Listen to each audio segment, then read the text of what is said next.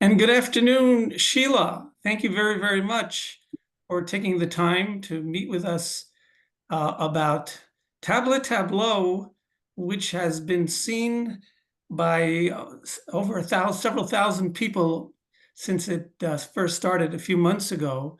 And it has really been a huge, huge success, a resounding success. And thank you so much for taking the time to talk to us about it. And Sheila, perhaps you can start us off with where did this idea come from for you to create this exciting art project that has been shown all over Montreal? Well, hi, thank you for having me, first of all. And to answer that question, the idea came really when it was my son's bar mitzvah. That was one of the reasons that I started it. When my son had his bar mitzvah, it was overwhelming for us, all of it, from understanding his parsha to where it fit into the Torah, to where it fit into our lives. And probably like most 13-year-old boys, let's just say, he did not embrace Torah study. And I thought there has to be a better way to make it fun and interesting and exciting. And I'm an artist, so I thought, why not try to put it to art? So that's really how it started. So it was a very personal thing for you and your family to create this project. It wasn't just like an intellectual idea. No, it wasn't. Well, part of it was an intellectual idea. I was always in awe of the Torah, just looking at it, the majesty of it. I also always thought about, the plight of the Jewish people and why are we still here today? Like, what is our one constant that has led to our survival? And really, I thought the one constant in many years of being exiled from the land of Israel was the Torah. So those were basically the two things, and they kind of converged when it was my son's bar mitzvah, and that's when I started this project. Well, that's when I thought about it. I only started it a few years later. It was really an overwhelming task or job for me to do, a project to take on. And I did not have a great knowledge of Torah. I knew some of the main stories, but really that was about it. So I kind of procrastinated for a few years. And finally, when my kids were a bit older, I reached that point in my life where I was really ready to embark on this journey. Excellent. Now, it says on the project's website for Tableaux that you're a self-taught artist. I found that very intriguing, and I was wondering if you can fill us in on that. How does somebody teach themselves art? Well, I've always enjoyed art. I've always enjoyed looking at art. And then over the years, I wouldn't say self-taught. I don't have a degree in art from a university. I took many art courses over the years. I experimented in different mediums. And I really just, painted and painted and painted until I taught myself various techniques. Interesting. Very, very, very interesting. You know, this project is a very, very comprehensive one. It's not just the 54 canvases that you did for each parsha. It is also a beautiful book, and it is also a fantastic app. So how did all that come together? That seems to be a lot of coordination, a lot of organization to do. It's much more than just the paintings. Yes. So I realized that as I was painting them, I always had this idea from the beginning that I wasn't going to be able to just exhibit the paintings. People wouldn't be able to just come up and take a look at them and understand what was going on. There had to be an explanation that went with it. So I always had the idea of creating an audio guide to accompany visitors through the exhibit. And a coffee table book obviously goes with any great exhibit because you can then bring the art home with you. And in this case, they can look at it or listen to it at their leisure. I also wanted to create a book because, like I said, when it was my son's bar mitzvah, it was overwhelming, all of it. And I really would have loved to have some sort of resource at the time that kind of made it relevant and relatable to our lives today. So that's really what the audio guide in the book does, because it explains what goes on in each parsha in about a minute and a half. And then you have a modern day commentary that explains how it is relevant and relatable to our lives today, and what the lessons that we can still learn and take into our lives today. So it's an incredible amount of organization and coordination to put all this together. Did that, I guess, get you nervous at times? Did it get you stressed out to have to put, some artists just paint, but you also put together a book, you also put together an app with audio. How did you deal with all those components? Everything was overwhelming, always was, and still continues to be. It was overwhelming when I started to paint, all the parshiot of the Torah. So each week I would take on the daunting task. I met with Rabbi Fishman weekly. We discussed what was going on in every parsha. Every week he would give me tons of readings to do so I can understand various commentaries about each parsha. I used to leave his office. My head was always spinning. I was like in panic mode. Then I would come home, I would read, I would figure out what the themes and lessons and what I wanted to portray sort of in each parsha. And then a new wave of panic would set in when I opened up a blank canvas and tried to figure out how I was going to paint some of these. When it was narrative, it was a little bit easier. When it was concepts, it was much more difficult. Then when that part was done and I finished all of the paintings, a new wave of panic set in creating, like I said, the audio guide and the book, because I used to basically journal as I was creating. So I had a blog, and every week I would write about what was going on in each parsha and what the themes and the lessons, and then I had to condense that, but really condense it in order to make it accessible or easy for a listener and a reader to go through. It was too long. So I really had to condense it to make it good for everybody. Right. And there's also a little bit of a musical cantorial component to the program too. Yeah, it's beautiful. I got so lucky. I was introduced to Cantor Daniel Ben Lolo, and he came on board and donated his time, and he did a beautiful intro and outro before Rabbi Fishman comes onto the audio talking about what is going on in the summary. It's really beautiful. Fantastic, fantastic. I think that, like I say, it's a large process, and I'm sure, like you said, must have been overwhelming for a while. What about there's a lot of parshas in the Torah. Which is your favorite painting? Which is your favorite canvas out of all 54 of them? I know one of them has the bar mitzvah of your husband and your kids. I don't know. So my sons and my husband's bar mitzvah, so it happens they're born at the same time of the year, was Chaye Sarah. So like I say, that was the impetus for everything. And that one is a fun one. It's not my favorite painting, but I do have a fun part in that one where my husband said to me that, since this is the impetus for this project and it was a special one, it was both his and my son's bar mitzvah, you should hide pictures, or you should put pictures of our bar mitzvahs into this painting.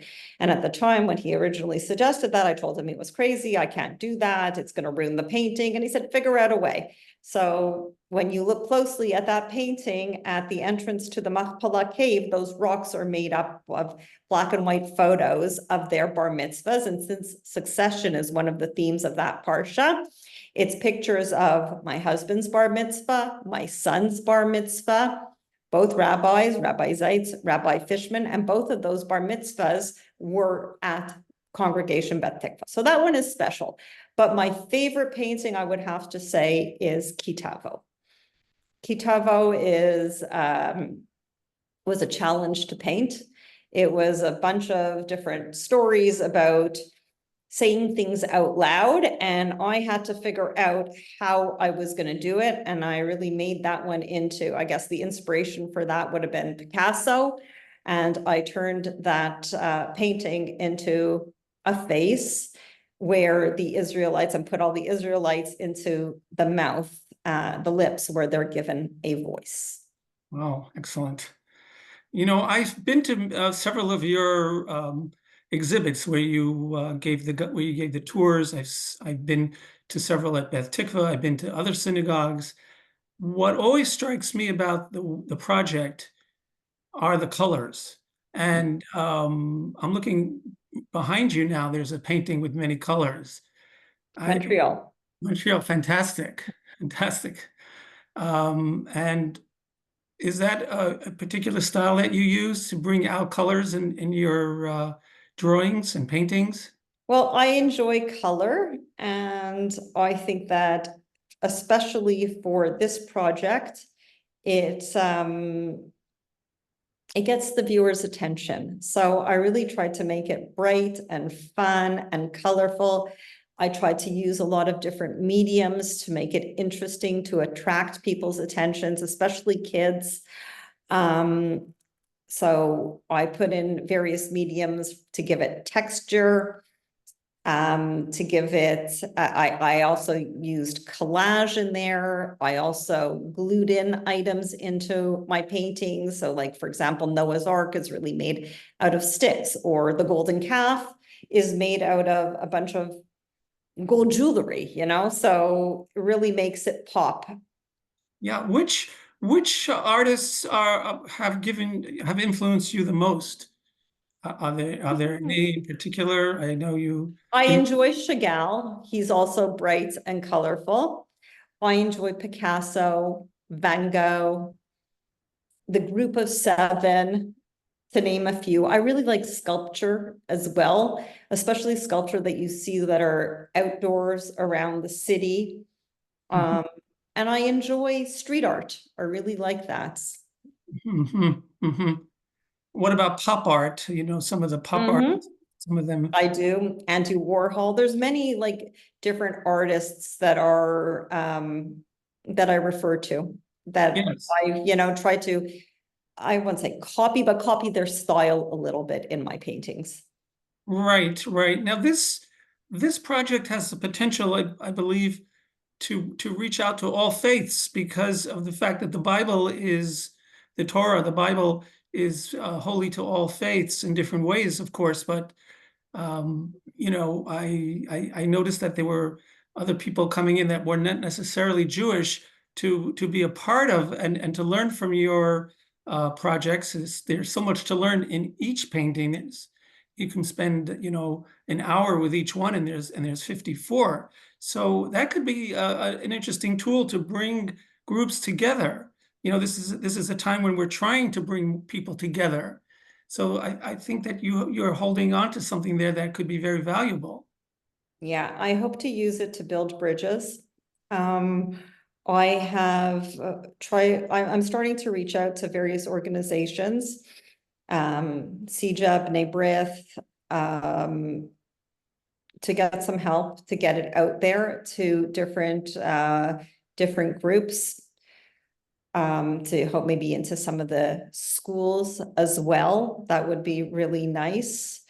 I've had many people who've come to see it, people who have brought back friends who are not Jewish as well to come and see it. And it's really well received by people. And many people, both Jewish and non-Jewish, have commented to me, and they said this should be used as outreach to help build bridges. So I really do hope to use that Yes, and I in could, that venue moving forward. yeah, I could also see how this would be enormously popular to the people of Israel because, after all, you know, you have references to all the Hebrew passages from the Torah in there, and you have every parsha, their names, a lot of it's in Hebrew. So logistically, it might be complicated to get the project overseas, but it's not impossible. You've done most of the hard work already. That would be, I think that the people of Israel would love to see something like this Well, because my ultimate dream, it has always been my dream from day one. I'd like to show it in North America, but my ultimate dream is for this project to end up in Israel at the Israel Museum where you have the Dead Sea Scrolls, and this is what is on the inside. This is what the Dead Sea Scrolls is about, so these paintings reflect what's there. And I think it would really be a beautiful fit in that museum. And there you have all sorts of missions, birthright, MOL, visitors to Israel. It's really an inspirational project about, what our Torah is about and what our mission statement's about and our connection to the land of Israel. And really, it should end up in Israel. That would be fantastic. I want to once again just congratulate you. I know it's been a hectic year for you, and now the summer's coming. Hopefully, maybe July and August, you'll get a chance to relax a little bit. But it's been a tremendous success to see the crowds of people that fill the room when you're giving your tours. I want to congratulate you for pulling all this off. It was Thank you. it was a difficult year to launch it, being, with all the challenges and turmoil going on in Israel these days. But I really congratulate you. And one last question: could there be another large project in the workings for you? Maybe another master project. Well, I don't have anything planned at the moment. I'm just doing a few small paintings here and there, but really a lot of my time is spent now behind the scenes trying to move this project forward and, being in contact with various museums, various synagogues, schools, different organizations in terms of, bringing Tableaux to the public. Well, congratulations to you and to your family. I know I saw all your family members at the exhibits helping you in so many different ways. Your entire family has been, looks like they've been really behind you 100%, and it was always nice to see them there. And hopefully this will continue, I'm sure, to just be a great success. How long did it take for you to do the painting behind you? Oh, the painting behind me? Yeah. Probably a couple of weeks. Yeah. Beautiful. It's beautiful. Oh, thank you. Thank you. Yes. Sheila, thank you so much for bringing so much brightness and Torah and art and culture and Jewish pride and all these things that emanates from your magnificent project that has been such a great success. It's wonderful. It's been a uniting force for our community, for our synagogue, and you really pulled it off. We give you a big Yasher Koach, Mazel Tov, and look forward to hearing more great things. Thank you. Thank you so much. It's our pleasure.